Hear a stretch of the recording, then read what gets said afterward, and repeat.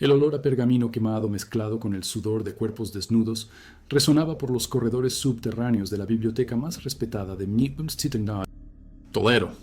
Gritos ahogados atravesaban las paredes de piedra mientras José Gómez, el hombre que toda España consideraba un santo guardián del conocimiento, observaba a siervos aterrorizados siendo forzados a recrear las escenas más depravadas de los manuscritos prohibidos que él coleccionaba hacía décadas.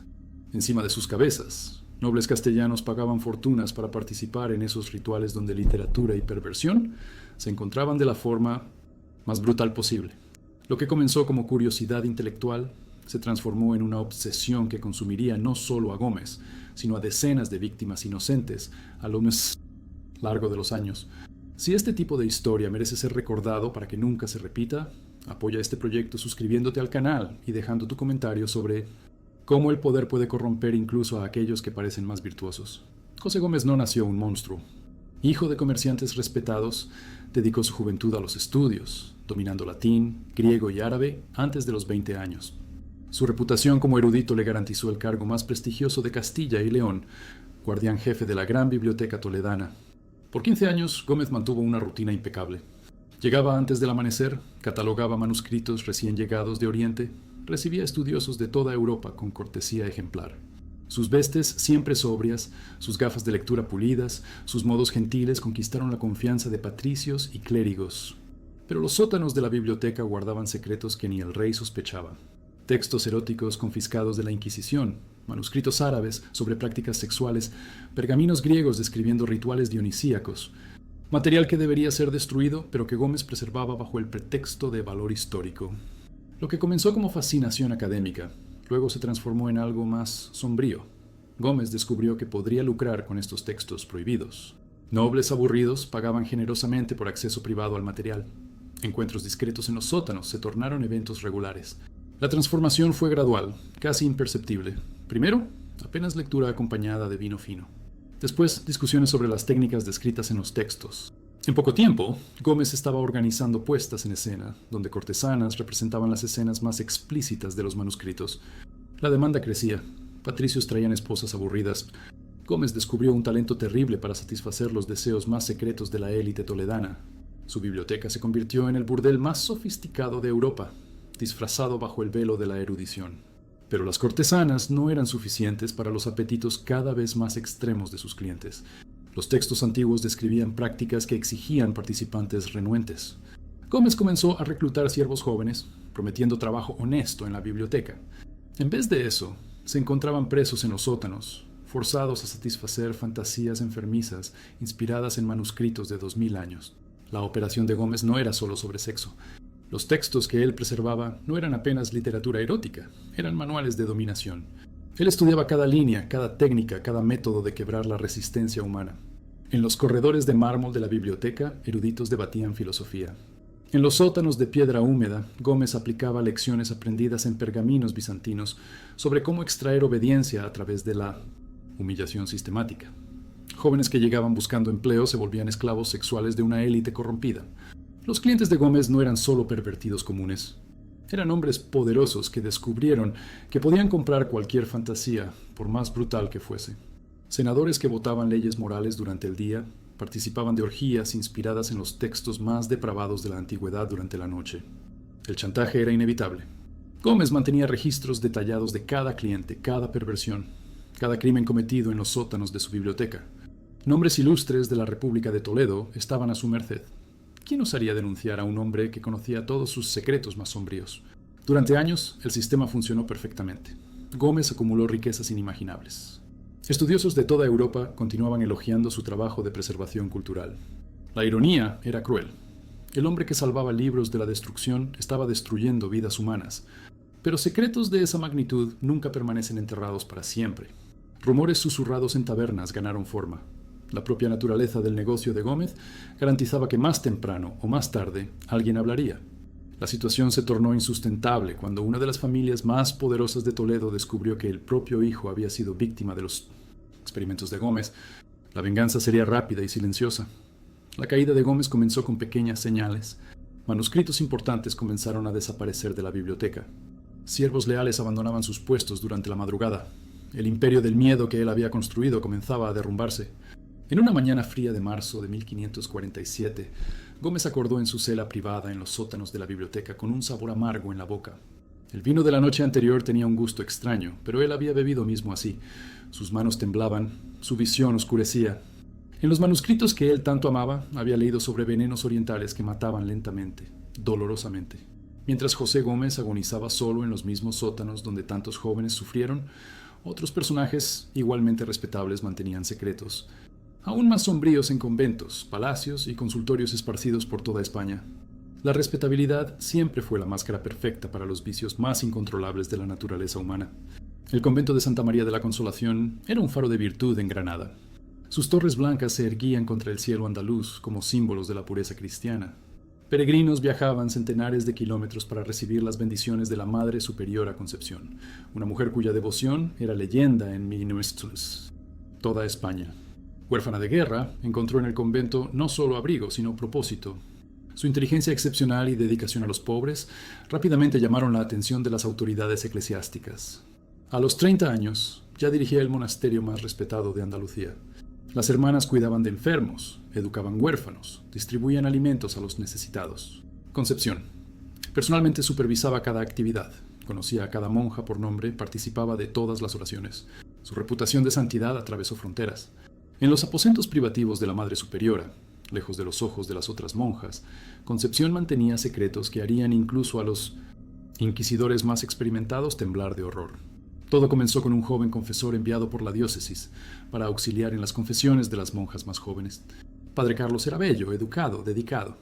Pero en vez de reprimir estos sentimientos a través de la oración, ella decidió explorarlos.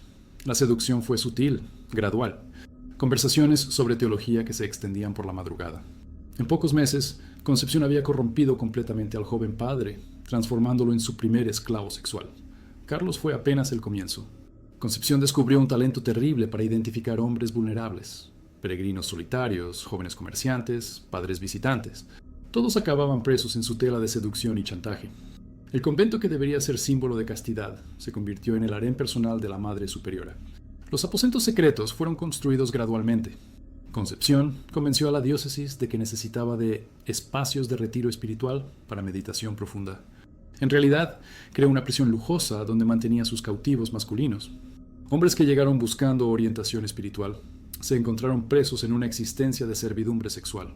Cada hombre recibía funciones específicas en el esquema de Concepción. Algunos servían como amantes personales, otros como ejecutores de tareas humillantes, algunos simplemente como objetos de contemplación durante sus meditaciones nocturnas. La Madre Superiora había creado un sistema donde podría satisfacer cualquier capricho carnal disfrazado de práctica religiosa. La documentación falsa era obra maestra de Concepción. Ella personalmente falsificaba registros de óbitos, cartas de despedida, incluso correspondencias familiares explicando viajes misioneras prolongadas. Familias creían que sus hijos estaban predicando el Evangelio en tierras distantes cuando en realidad yacían presos en los sótanos de un convento. El control psicológico que Concepción ejercía sobre sus víctimas era absoluto. Ella combinaba seducción física con manipulación espiritual, convenciendo a los hombres de que servir a sus deseos era forma de penitencia sagrada. Citaba trechos bíblicos fuera de contexto, creaba rituales pseudo-religiosos para justificar las perversiones más extremas. Durante años, el sistema funcionó perfectamente. Los aposentos de retiro eran área prohibida, accesible apenas por la Madre Superiora. Concepción mantenía una fachada de devoción impecable durante el día, mientras satisfacía sus impulsos más sombríos durante las noches. La primera grieta en la armadura de Concepción apareció cuando uno de los cautivos consiguió huir durante un descuido de la seguridad. Juan, un joven comerciante de tejidos que había llegado al convento buscando bendición para su viaje, escapó después de 6 meses de cautiverio. Su denuncia a las autoridades locales inicialmente fue recibida con escepticismo. ¿Quién creería que la Santa Madre Superiora de Granada podría cometer tales atrocidades? Juan fue inicialmente tratado como loco o hereje, pero su descripción detallada de los aposentos secretos, de los otros prisioneros, de los rituales perversos, era específica de más para ser inventada. Una investigación discreta fue iniciada. El descubrimiento de los aposentos ocultos chocó incluso a los inquisidores más experimentados. 7 hombres fueron encontrados en condiciones deplorables, algunos tan traumatizados que no conseguían más hablar. Los registros falsificados de Concepción fueron descubiertos, revelando una operación que duraba más de una década. El juicio de Sor Concepción duró apenas 3 días. Las evidencias eran abrumadoras. El escándalo amenazaba a la propia Iglesia en la región. La sentencia fue rápida: muerte en la hoguera por herejía, perversión y falsa santidad. Pero incluso condenada, Concepción mantuvo una arrogancia helada, insistiendo que sus acciones eran misión divina incomprendida. Mientras las llamas consumían a la mujer que por años engañó a una ciudad entera, otros predadores igualmente respetables continuaban sus actividades en palacios reales, usando la medicina como pretexto para satisfacer obsesiones aún más enfermizas. La confianza que la sociedad depositaba en ciertas posiciones de autoridad siempre fue la herramienta perfecta para los peores tipos de explotación humana. Doctor. Su reputación como médico milagroso habíase extendido por toda España. Reyes y reinas disputaban sus servicios. Damas de la alta sociedad consideraban una honra ser tratadas por sus manos supuestamente bendecidas. Lo que ellas no sabían era que cada examen médico minucioso, cada tratamiento innovador que duraba horas, cada procedimiento especializado, realizado en consultorios privados, servía a una obsesión enfermiza que López alimentaba hacía más de 20 años. Su verdadera especialidad no era curar enfermedades, sino explorar sistemáticamente el cuerpo femenino bajo el pretexto de la medicina. López había desarrollado una metodología perversa disfrazada de ciencia. Creaba instrumentos médicos que no existían en ningún manual. Inventaba condiciones imaginarias que exigían exámenes íntimos prolongados. Elaboraba teorías sobre desequilibrios femeninos que apenas él podría diagnosticar y tratar.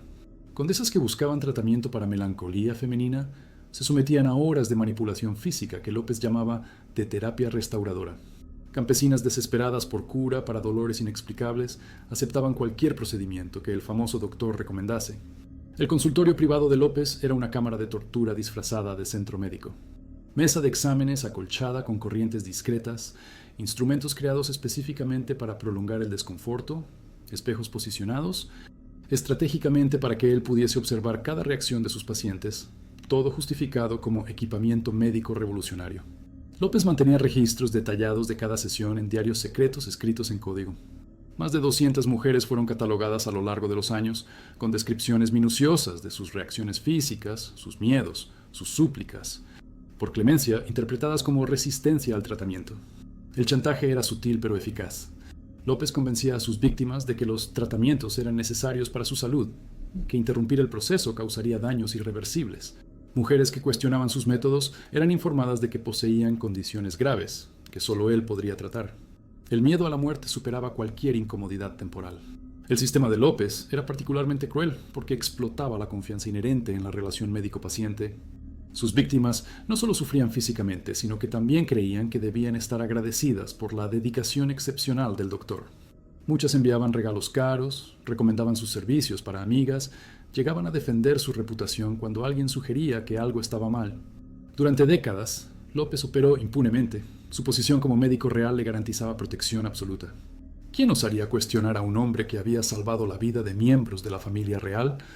Su fachada de dedicación científica era tan convincente que incluso colegas médicos consideraban sus métodos revolucionarios, aunque poco ortodoxos. La muerte natural de López a los 63 años podría haber llevado sus secretos a la tumba, pero el descubrimiento de sus diarios por los asistentes que organizaban sus pertenencias reveló la extensión verdadera de sus atrocidades. Las anotaciones meticulosas, los dibujos anatómicos obscenos, las confesiones escritas de sus fantasías más sombrías chocaron a una comunidad médica entera. Mientras el escándalo López sacudía los círculos médicos de Baviera, otro predador refinaba sus técnicas de manipulación en las salas de aula más elegantes de Francia. Monsieur Martin había transformado la educación aristocrática en una forma sofisticada de abuso psicológico y físico. Martin llegó a París viniendo de la provincia, armado con credenciales impecables y cartas de recomendación de familias nobles inglesas. Su especialidad era transformar jóvenes salvajes de la aristocracia en damas perfectas de la sociedad. Su método pedagógico prometía resultados en meses donde otros tutores fallaban en años. Las familias más prestigiosas de Francia disputaban sus servicios. Martín cobraba fortunas por sus clases particulares, justificando el precio con resultados milagrosos. De hecho, sus alumnas emergían de los entrenamientos comportándose como muñecas perfectas, obedientes, silenciosas, siempre sonrientes. Lo que las familias no percibían era el precio psicológico de esa transformación.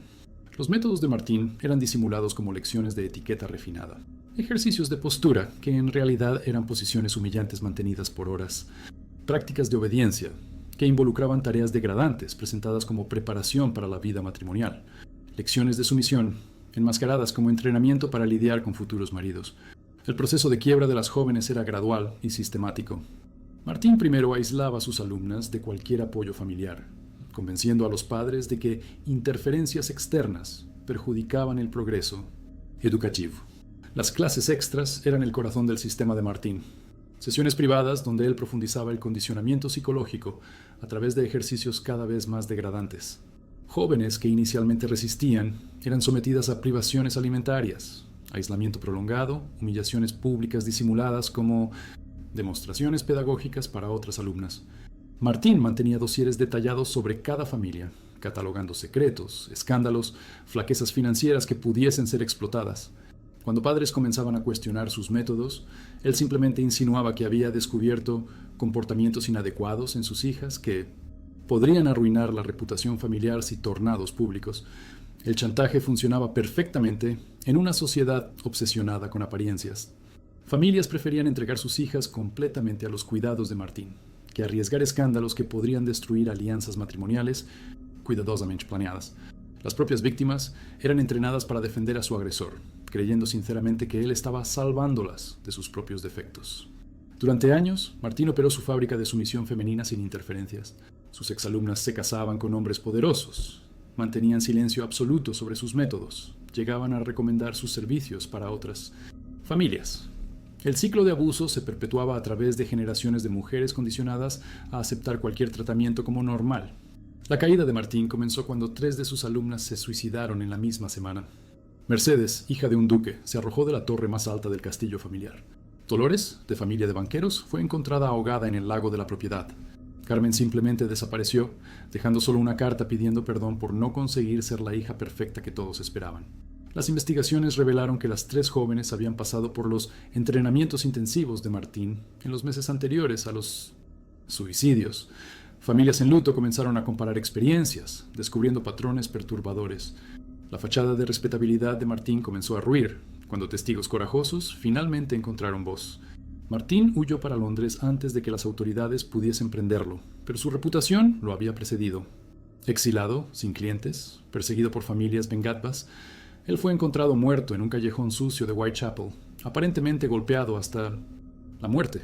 La justicia popular había cobrado el precio de décadas de atrocidades disimuladas de educación refinada. Mientras Martín enfrentaba su fin violento en las calles de Londres, otro predador continuaba operando impunemente en las calles de Toledo, usando la confesión católica como herramienta para satisfacer obsesiones voyeurísticas que crecían a cada día. Padre Francisco era la personificación de la virtud cristiana en las calles de Toledo. Sus homilías atraían multitudes, su dedicación a los pobres era legendaria, su capacidad de curar almas perdidas habíase tornado famosa en todo España. Fieles viajaban de aldeas distantes solo para confesar sus pecados con el Santo Padre que conseguía limpiar cualquier mancha en el alma. Lo que esos fieles no sabían era que sus confesiones más íntimas alimentaban las fantasías enfermizas de Antonio, hacía más de 15 años. Cada relato de encuentro sexual, cada descripción de deseo pecaminoso, cada confesión de infidelidad matrimonial era grabada mentalmente por el padre para ser revivida posteriormente en la soledad de su cuarto. Antonio había desarrollado técnicas sofisticadas para extraer los detalles más íntimos de sus penitentes. Fingía no entender confesiones vagas, exigía descripciones minuciosas para determinar la gravedad del pecado. Mujeres avergonzadas se encontraban describiendo cada toque, cada posición, cada sensación experimentada durante sus momentos de flaqueza. El confesionario de Antonio se tornó un teatro sádico, donde mujeres inocentes eran forzadas a revivir sus momentos más vulnerables para satisfacer el voyeurismo enfermizo de un hombre que debería proteger sus almas. Él creó categorías de pecado que exigían confesiones cada vez más detalladas, siempre bajo el pretexto de purificación espiritual completa. Las mujeres más pecaminosas eran convencidas de que necesitaban retornar diariamente para sesiones de purificación. Antonio las convencía de que sus pecados eran tan graves que solo confesiones repetidas y extremadamente detalladas podrían salvar sus almas de la condenación eterna. El miedo del infierno superaba cualquier incomodidad terrena. Gradualmente, Antonio pasó de oyente pasivo para participante activo. Comenzó a hacer preguntas cada vez más específicas, sugiriendo escenarios, proponiendo experimentos espirituales donde las mujeres deberían testar su resistencia a la tentación bajo su supervisión directa. El confesionario se transformó en una sala de juegos sexuales disimulada de sacramento religioso. Durante años, Antonio mantuvo registros meticulosos de cada confesión en cuadernos secretos guardados en su residencia. Centenas de mujeres fueron catalogadas, clasificadas por tipo de pecado, descritas en detalles que harían enrojecer prostitutas experimentadas. Para él, cada penitente era una fuente de entretenimiento personal y material para fantasías nocturnas. La red de silencio alrededor de Antonio era casi impenetrable. Sus víctimas creían sinceramente que estaban siendo purificadas, que cualquier incomodidad era necesaria para su salvación. Familias consideraban una honra tener sus mujeres orientadas por el padre más respetado de la ciudad. Cuestionar sus métodos equivalía a cuestionar la propia iglesia. La primera grieta en el sistema de Antonio apareció cuando Carmen, una comerciante corajosa, comenzó a cuestionar por qué sus sesiones de purificación nunca llegaban al fin. Después de meses de confesiones diarias cada vez más degradantes, ella percibió que Antonio estaba más interesado en sus relatos íntimos que en su salvación espiritual. Carmen compartió sus sospechas con otras mujeres, descubriendo que no estaba sola. Decenas de penitentes habían pasado por experiencias similares, todas convencidas de que eran casos únicos de pecado excepcional. Cuando se organizaron para denunciar a Antonio a las autoridades eclesiásticas, descubrieron que otras ya habían intentado sin suceso. La investigación oficial solo comenzó cuando los cuadernos secretos de Antonio fueron descubiertos durante una búsqueda en su residencia por motivos no relacionados. Centenares de páginas detallando las confesiones más íntimas de mujeres respetables chocaron hasta mismo los investigadores más experimentados de la Inquisición portuguesa. Antonio murió en la prisión antes de que su juzgamiento pudiese comenzar oficialmente de fiebre súbita. Pero rumores susurraban que familias poderosas, cuyas mujeres habían sido explotadas por décadas, garantizaron que él nunca tuviese chance de defender públicamente. Los 5 casos que chocaron la Europa de los siglos XVI y XVII revelan una verdad perturbadora sobre la naturaleza humana. Posiciones de autoridad y respeto siempre fueron usadas por predadores para enmascarar sus vicios más incontrolables. Francisco Gómez usó la erudición. Hermana Magdalena exploró la devoción religiosa. Doctor López corrompió la medicina, Monsieur Martín pervirtió la educación, Padre Francisco profanó la confesión. Cada uno de esos monstruos operó durante décadas sin punición, protegidos por la confianza que la sociedad depositaba en sus posiciones. Sus víctimas no solo sufrieron físicamente y psicológicamente, sino que también fueron condicionadas a creer que merecían el tratamiento recibido, que deberían estar agradecidas por la atención especial de figuras tan respetadas. La historia se repite con variaciones modernas. Hoy, predadores usan otras máscaras, terapeutas respetados que exploran pacientes vulnerables, profesores universitarios que chantajean alumnas, líderes espirituales que corrompen seguidores devotos. Las herramientas cambiaron, pero los patrones permanecen los mismos: aislamiento de las víctimas, explotación de la confianza, uso de la autoridad para silenciar denuncias. Lo que torna esos casos especialmente perturbadores es cómo la respetabilidad pública sirvió de escudo perfecto para los vicios más sombríos. Cuanto más santa, erudita, dedicada o virtuosa una persona parecía, menor era la probabilidad de alguien cuestionar sus acciones privadas. La propia admiración pública se transformó en herramienta de protección para los predadores más eficaces. Siglos después, continuamos viendo los mismos patrones en escándalos que sacuden instituciones respetadas. La lección que esos 5 casos históricos nos enseñan es clara. Desconfianza saludable y vigilancia constante son necesarias, especialmente cuando se trata de figuras que parecen virtuosas demasiado para ser verdad. El mal raramente se presenta con cuernos y garras, más frecuentemente usa vestes respetables y sonrisas confiables. Si esa historia te conmovió y te hizo pensar sobre cómo proteger los vulnerables a nuestro alrededor, comparte este conocimiento. Cuanto más personas supieren cómo predadores operan, menores son las chances de esos horrores se repetiren en las formas modernas que asumen hoy.